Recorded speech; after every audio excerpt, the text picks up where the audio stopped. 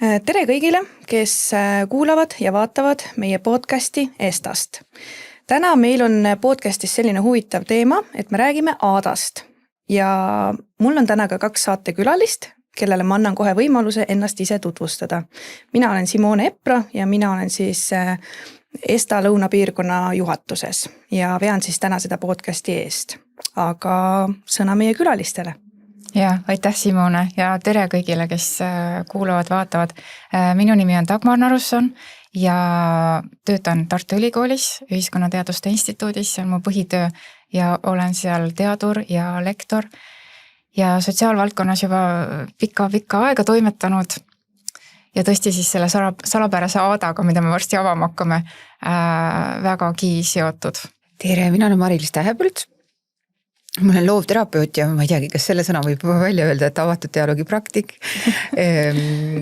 väike vihje siis edasiseks ja loovterapeutina ma töötan rehabilitatsioonis ja lasteaias ja siis eravastuvõtus. Väga tore. Te juba natukene mainisite ka seda Aadat, aga alustamegi sellest, et mis huvitav asi see Aada on? Ja selle toreda Eesti nime taga peitub tegelikult siis avatud dialoogi assotsiatsiooni mittetulundusühing, see on meie ametlik pikk nimetus ja lühidalt me siis ise kutsume Aadaks hellitavalt. Et see on minu arust väga tore nimi, et kõlab väga hästi ja meid ühendab siis avatud dialoog ja dialoogiline praktika ja tegelikult on hea välja öelda, et meie 3 oleme kõik ka avatud dialoogi juhatuse liikmed Ja, aga me kõik kuulme ka Aadasse, aga kuidas see avatud dialoog sinna Aadaga seotud on või mis avatud dialoog üldse on? No alustame sellest, jah. Alustame sellest, jah. Tahad sa alustuseks öelda? No ma tahaks öelda, et see on selline olemise viis. Ja ma mõtlen ka sellest niimoodi, et avatud dialoogi kohta ei saa öelda meetod, see oleks liiga kitsas. Et ta tegelikult on lähenemine, maailmavaade, nagu sa ütlesid, olemise viis ja ta on kasvanud välja psühhodünaamilisest suunast, tooks selle välja, et kellele see midagi ütleb ja sellesse psühhodünaamilisse suunda psühholoogia ja psühhiaatria valdkonnas kuulub näiteks ka pereteraapia ja avatud dialoog on tegelikult täpselt samamoodi väga mahukas valdkond ja palju sisaldav valdkond, näiteks nagu on psühhoanalüüs või kognitiivkäitumisteraapia või et ta tegelikult on väga-väga avar, sisaldab ennast palju, seal on väga selge selline filosoofiline, maailmavaateline põhi ja siis on väga palju meetodeid erinevaid. Et sellepärast seda õpitakse ka pikka aega, praktiseerimise ala või mida teha ja kuidas teha klienditöös või abistavas töös on ka väga lai. Et need aspektid. Aga jah, kas kohe rääkida ka näiteks, et miks selline mõiste või kuidas sellise mõisteni üldse jõuti? Et tõesti... Ja, et võib-olla natukene avada ka seda tausta, et kuidas ta Eestis on rakendunud või kuidas ta üldse Eestisse jõudis. Et see on võib-olla ikkagi kohati siuke võõras mõiste meie kuulajatele, vaatajatele, et kes ei ole väga tihedalt kokku puutunud. Just.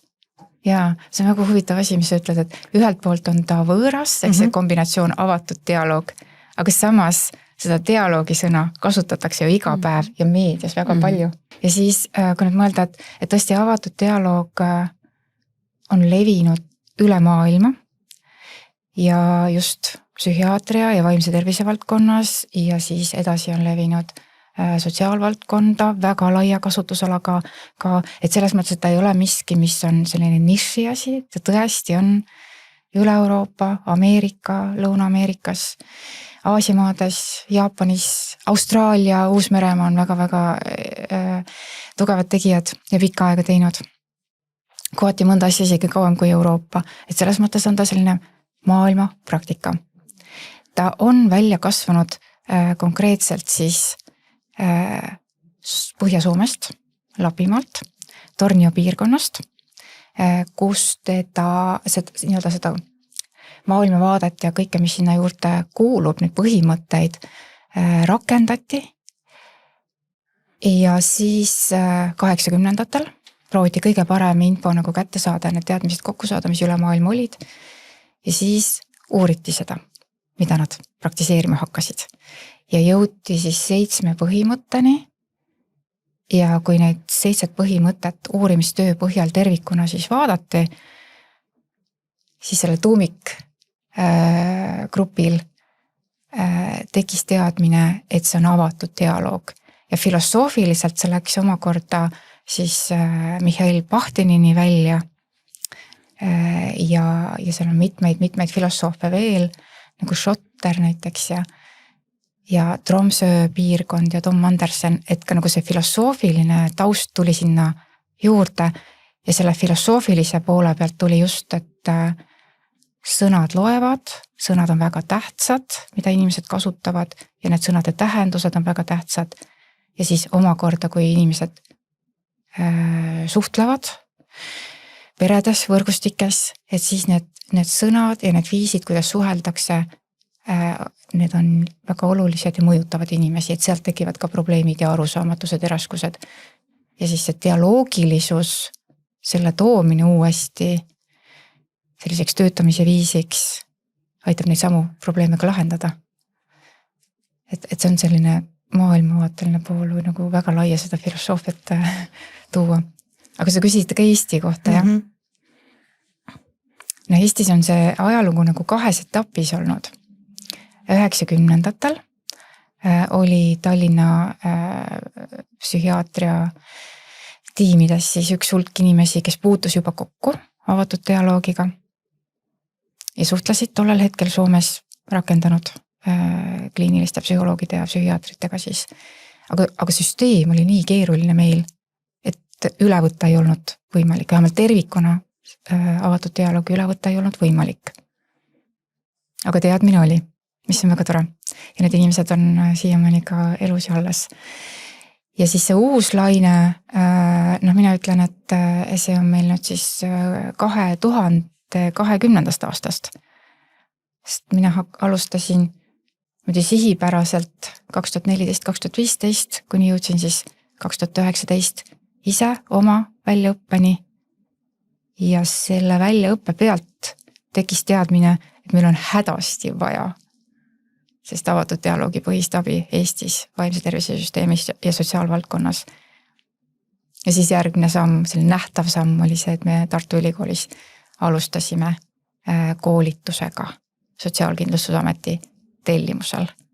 Ja me kõik õppisime seal koos. Nii et seal oli küll pikk ettevalmistus, et kõik seda mahukat koolitust ja supervisiooni tööle saada ja COVID aeg ka. Ja veel tuli Ukraina kriisi aeg ka otsa.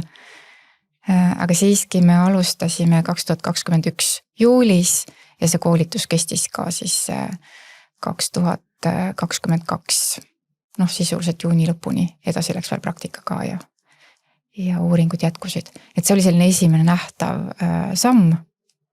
Nii et avatud dialoog on tegelikult meie seas olnud päris pikalt, aga viimased siis 4-5 aastat on seda natukene laiemalt siis rakendatud. Me läbisime kõik selle avatud dialoogi praktiku väljaõppe, et võib-olla paari sõnaga sellest, Mari-Liis? Ja me keskendusime, eks ju, selles väljaõppes sellele, et võib-olla ma tooksin siia juurde selle, kui Dagmar enne rääkis sellest filosoofiast, on ju, et siis see praktiline pool, et mida siis tegema hakati, ma korraks põikan sinna ajalukku tagasi, on ju, et see oli psühhiaatria valdkonnas otsiti siis selliseid abistamise viise, eks ole, või koos olemise viise. Ja siis leiti selliseid võimalusi koos olemiseks ja teemadest rääkimiseks niimoodi selles samas psühhiaatriakliiniku keskkonnas, kaasates siis selle mure keskmes oleva inimese võrgustikku sinna tema ümber. Ehk et toodi lihtsalt inimese jaoks teised olulised inimesed kokku ja siis kaasati ka, eks ole, samamoodi selle inimese ravimeeskond ja võib-olla veel olulisi inimesi ja kõik olid selles ühes infomullis.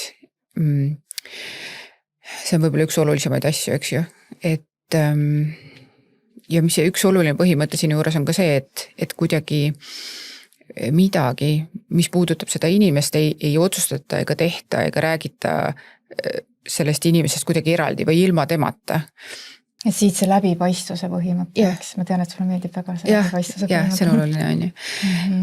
Ja siis neid põhimõtteid on veel, eks ole, mis on olulised, on ju, et selline kiire reageerimine, kohane reageerimine, mobiilsus, see võrgustiku perspektiiv, psühholoogiline järjepidevus, vastutus, siin on veel polüfoonia ja midagi oli veel, selline ebakindluse tolereerimine, on ju. Ehk et meil on keeruline situatsioon, tavaliselt reageeriti, eks ole, sellisele akuutsele situatsioonile, kriisiolukorrale ja siis otsiti lahendusi, kuidas siit edasi minna. Ja kui meil see koolitus hakkas, siis me keskendusime ju ka sotsiaalses rehabilitatsioonis hästi konkreetsele sihtrühmale, et kelleni see teenus nagu viia või see abi viia ja tegime ka peretööd. Et kõigepealt läbisime nagu selle teooria osa, ise õppisime ja siis meil oli ka praktika, superviseeritud praktika, kus me käisimegi peredes avatud dialoogi tegemas, mis oli hästi huvitav ja põnev kogemus ja mulle tundub, et see oli ka nendele peredele hästi teistmoodi kogemus, et kuidagi ma mäletan ka sellist tagasisidet, et alguses võib-olla see käib sedasi, et enamasti minnakse inimestele koju, inimene avab nagu oma ukse, et me läheme sinna päris ellu inimesega koos olema ja rääkima. Et see oli harjumatu ja kuidagi ma tajusin sellist nagu hirmu, et keegi nüüd tuleb ja hakkab midagi ütlema või kuidagi ma pean kuidagi olema või noh, et kindlasti ma saan nahutada või midagi sellist on ju, aga et nad ei olnud nagu harjunud sellega, et nagu me lihtsalt läheme ja me oleme seal, et meil ei ole nagu valmis vastused, meil ei ole hinnanguid, meil ei ole mingeid valmis mõtteid või sedasi, et see oli kogu aeg nagu õhus sedasi, et oot, aga mis nüüd tuleb või noh, et hästi on küll, aga või noh niimoodi, et see lihtsalt ümberpõtestamine, et me läheme võib-olla aitame leida seal sellist mingisugust ressurssi tema olukorras hakkama saamiseks või see, et just, et mis see põhiolemus on võib-olla avatud dialoogis ka või mis mulle tundub, on üks olulisi asju, on sellise inimesele endale selle vastutuse tagasi andmine on ju, et meie ei võta seda vastutust, et ütleme, kuidas peab või kuidas asjad käivad, vaid et aitame tal leida selle enda ressursi ja võtta see vastutus oma elu eest, eks ju, et ja ma tahaks isegi siia lisada veel, et ka respekti või sellise eneseaustuse või väärikuse tagasiandmine käib ka selle juurde. Ja kui sa praegu rääkisid, siis mõtlesin, et mis me siis tiimina teeme, et me tegelikult liitume selle pere ja võrgustikuga nende teekonnal ja käime seda teekonda koos, nii kaua kuni hakkab selle pere jaoks ja pere ja võrgustiku jaoks kooruma välja, et mis on see nende ainulaadne viis edasi elada ja mis nende oma ressursid on ja mis ressursid veel kõrvalt on. Aga et jah, see on ebatavaline ja tõesti, nagu sa ütlesid, et inimesed on harjunud, et sa saad kas piltlikult öeldes retsepti või siis sotsiaaltöötajad ütlevad, et sul on vaja seda, on ju. Aga me ei tee seda, sest et meil ei ole õigust seda teha, sest me ei tea tegelikult, mis selle inimese elus päriselt töötada võiks. Ja tema ka ei pruugi veel teada, millega ta oma elus silmitsi seisab, et meil läheb aega selleks. Et üksteist tundma õppida ja saada aru, et mis see mure on, ja mis need ressursid ka võrgustikus endas olemas on. Et ma arvan, et see on see teistsugusus ja samas väga eluline ja loomulik. Et ma arvan, et see, mida inimesed pika peale, kui nad harjuvad ära, et me oleme teistmoodi, et siis nad saavad aru ka, et tegelikult, see on väga loomulik viis olla. Kohtuda, teha tööd, võtta ise oma elust vastutust, pakkuda ise variante välja, mida ma teen. Korra me võime ka rääkida veel, et missugused need kohtumised välja näevad, on ju, et sa ütlesid seda, et enamasti koju, kui sobib, eks. Ja, et siit kõlas ka läbi, et see on nagu teistsugune või natukene võõras perede jaoks, aga mis teeb ta siis teistsuguseks, et siin tuleb see reflekteeriva tiimi mõiste ka sisse natukene, et mis see reflekteeriv tiim siis on või mis on selle kohtumise eripära? Just, ma arvan, esimene oluline asi on see, et üksi ei minda, spetsialist ei lähe üksi, miinimum 2. Kui on teada, et võrgustik on suurem ja see mureolukord on ka tõsisem, siis on isegi hea, kui on rohkem inimesi. Ja mis selle väärtus on või mis selle taotlus on, et me mitmekesi oleme, et üks pool on refleksioon, seda me saame rääkida, aga seal on ka see, et me soovime luua sellise polüfoonilise keskkonna ja ruumi, et me ka omavahel ei nõustu ja ei ole samal arvamusel, vaid püüame kokku need erinevad arvamused ja mõtted tuua välja ja jälgida, mis elu kontekstis või mis murega keegi parasjagu on ja siis peegeldada neile tagasi. Et me ei nõustu omavahel, mis on väga hea märk selle pere jaoks, sest nemad ei nõustu nii, kui muidu nad ei oleks mures ja konfliktis. Üldse selline horisontaalsus on ju ja. Erinevate teadmiste ja arvamuste ja mõttekohtade ja tunnete mõttes, et kõik laotub siia üksteise kõrvale, et see kõik on siin nähtav. Ja reflekteeriv tiim, et selles sõnas ongi see, et me selle vestluse jooksul, mis perega on, siis me korra või paar teeme siis selle tiimiga, ükskõik kas paaris või kolmikus, siis sellised me korraks justkui räägimegi oma keskis, aga selle pere juures kõrval seal kõigest sellest, mida me kuulnud oleme. Ehk et mulle tundub, et ta loob sellise turvalise distantsi selleks, et kuulata justkui iseenda mõtteid läbi kellegi teise ja siis annab omakorda võimaluse olla iseendast nagu just dialoogis iseenda mõtetega või kõige selle kuulduga, mis on olnud. Ehk et see protsess, niimoodi reflekteerimise protsess on ka selline, et me võtame selleks eraldi aja, me ütleme perele, et kui nüüd sobib, et me räägiksime sellest, mida me vahepeal kuulnud oleme, siis me võtame tempo maha ja siis kuulatamegi, mis meist tegelikult vastu kajab või sedasi, mis läbi meie sellesse refleksiooni tuleb. Ja tihti seal on ka koht selleks, et mis mulle lihtsalt tundub, et on oluline olla hästi läbipaistev ka selles, mida mina praktikuna tunnen selles situatsioonis, milliseid tundeid mina kogen, sest et see aitab ka vahetevahel võrgustiku liikmetel lihtsalt kogeda seda, et see on turvaline tunda tundeid ja väljendada seda, et ollagi üksteise jaoks nagu nähtavamad, et siis tekivad need sellised kohtumismomendid üksteisega, nii iseenda kui siis oma selle võrgustiku liikmetega ja selle pinnalt saavad tekkida lahendused. Ja nagu sa ütled, lubavad inimesed endale ka neid tundeid, kui nad näevad, et meie jagame neid tundeid. Sest et pereliikmete ees või võrgustiku ees võib olla väga keeruline tuua välja teatud tasandil tundelt, mis on kogu aeg sees, aga sa kodus lihtsalt söögilaua taga või seal õhtul köögis kohtudes sa lihtsalt nagu sa ei saa seda kätte või seda momenti, et nüüd oleks seda õige öelda. Aga kui see on see aeg ja ruum ja me oleme turvalisust loomas seal, et siis inimesed võtavad selle meilt üle või siis tajuvad, et seda on õige teha või saab teha. Ja need on väga olulised jutuajamised, mis viivad edasi. Et selles mõttes et see refleksiooniga me võtame tempo maha, muudame rütmi ja samas, mida ma olen tähele pannud kõigi nende kohtumiste jooksul ikka, mis siiamaani on olnud, et tegelikult ka see vestlus läheb peale refleksiooni kuskile edasi. Et me ei räägi seal 2 tundi lihtsalt ja siis ta läheb edasi, vaid refleksiooni. Et ajaliselt ei pea kohtumine üldse pikk olema, mis on ka huvitav. Ja samas on seal turvalisust ja vabadust. Eesmärk ongi, et meie loome turvalisust tiimina. Et inimesed saaksid liituda oma sisedialoogidega sellesse välisdialoogi. Et need on ka need sõnad, mida me kasutame, sisedialoog ja inimeste vaheline välisdialoog. Ja siis mis ma mõtlen veel, et praegu võib jääda mulje, et see on ainult klienditöös või peredega töös, aga tegelikult me ju kõik teame, et kui tore on seda ka ise kogeda. Ma just eile õhtul mõtlesin, et mul on jälle igatsus, et tahaks, tehke mulle palun kohtumisi, et mida võiks siin praegu välja tuua, et kui siin sotsiaalvaldkonna praktikud kuulavad, vaatavad, siis on ka väga hea töötamise viis, et oma erialases töös saada ise turgutust või enesehoidu.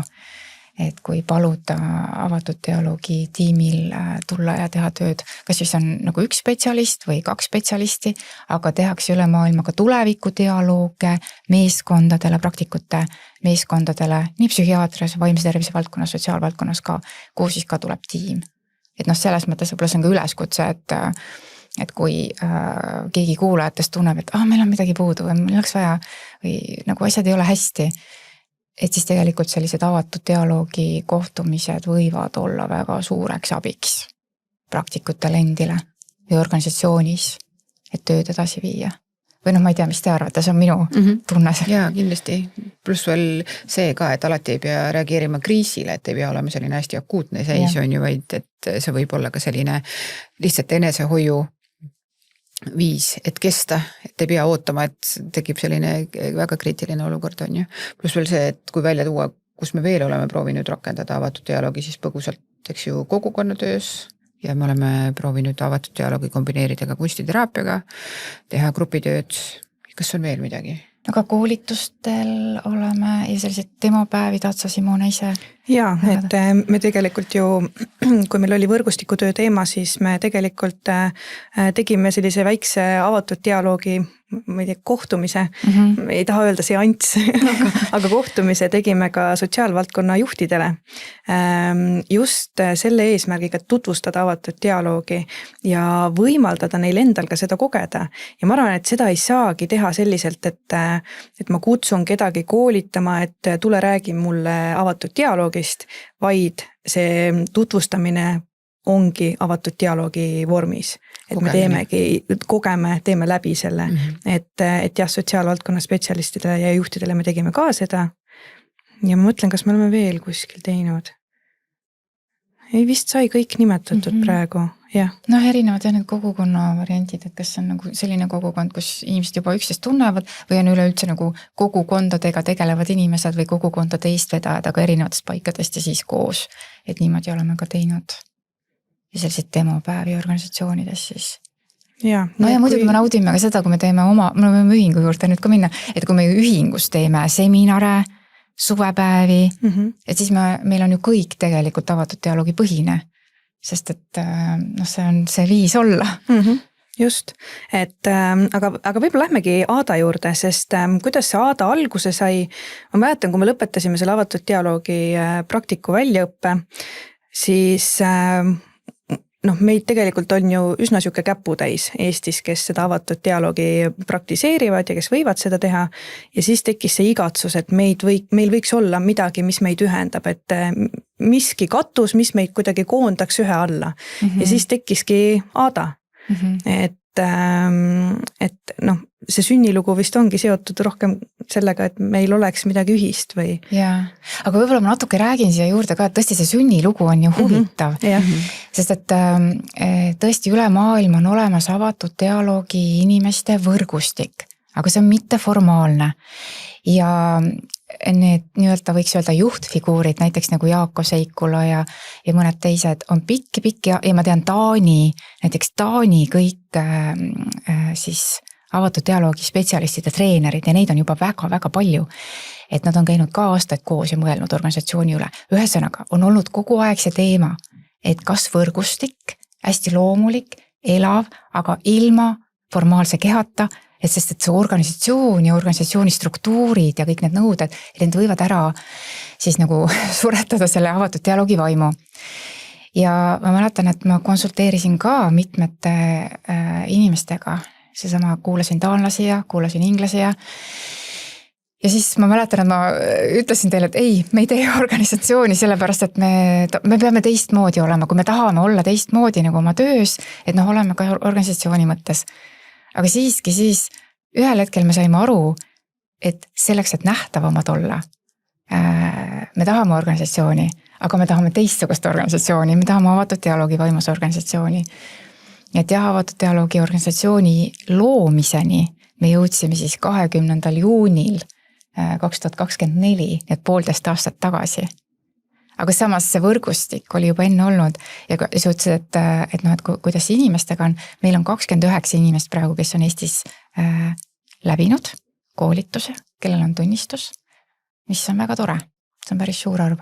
aga kas rääkida natuke siis nüüd organisatsioonist ka, et jaa, et võib-olla räägime ka sellest, et millega ADA tegeleb, mis on see põhimissioon ADA-l?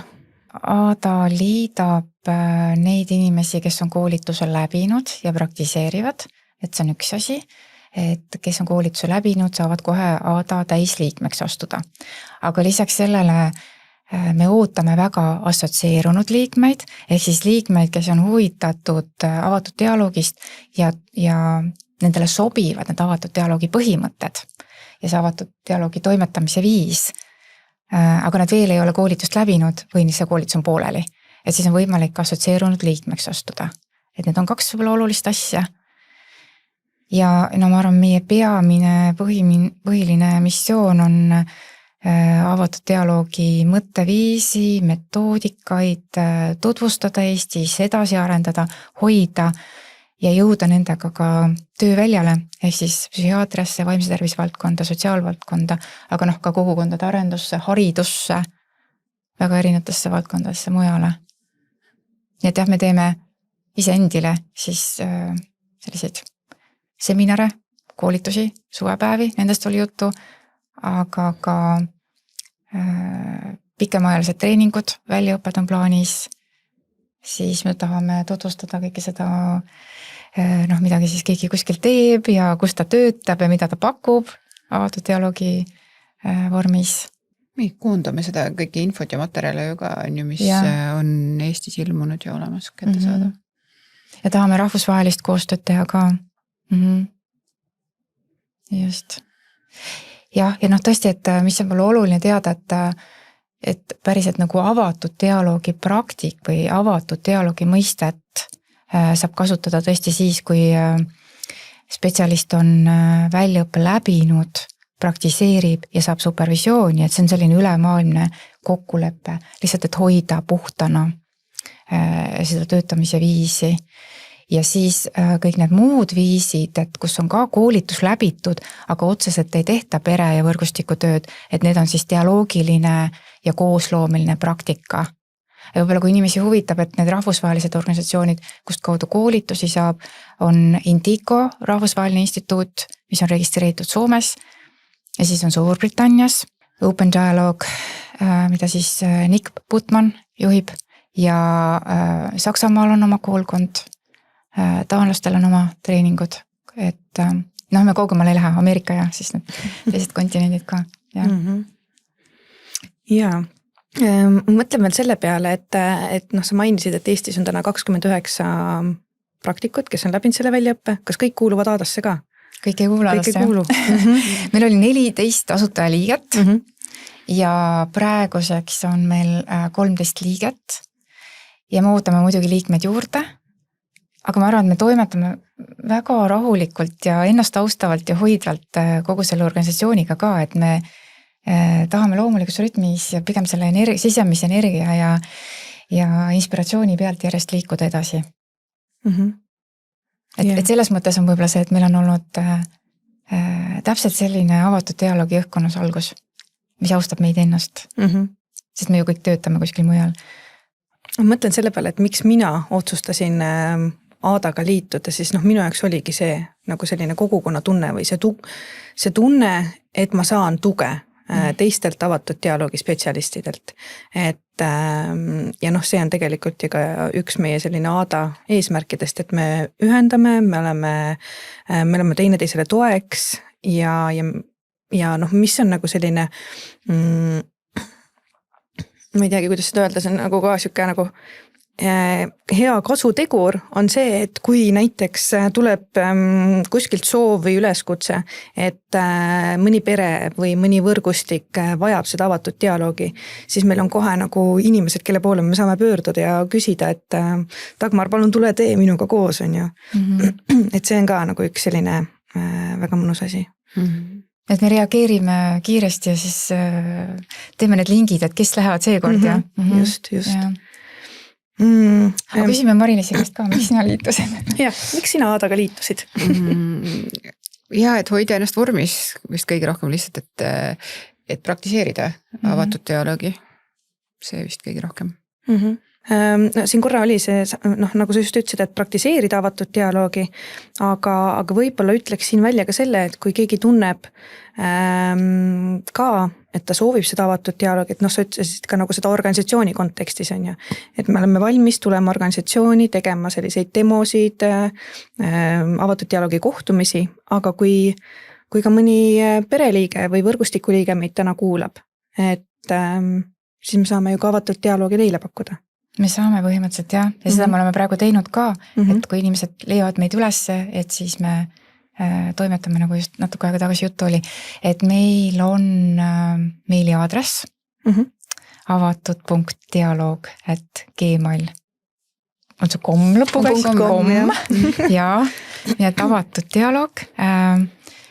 Siis minuga võib ühendust võtta ka, et dagmar.narusson, et ut.ee ja küsida juurde infot. Ja siis tõesti need praktikud, ma arvan, et inimesed, kui nad sotsiaalvaldkonnas tegutsevad, tegelikult on kuulnud praktikutelt ka seda sõna. Ja kui sa tead kedagi, kes kasutab seda sõna, siis küsida käest, et kuule, kas sa teed ja kas sa tuled meile tegema. Et siis läheb see info liikvele ja saab kokkuleppeid teha.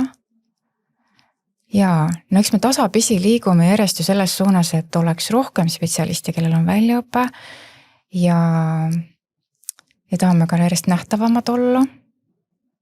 Et koduleht on valmimisel. Ja. Koduleht on valmimisel. Ja koolitus on tulemas, et sellised asjad nagu tasapisi hakkavad juhtuma, et siis jälgige infot. Ja.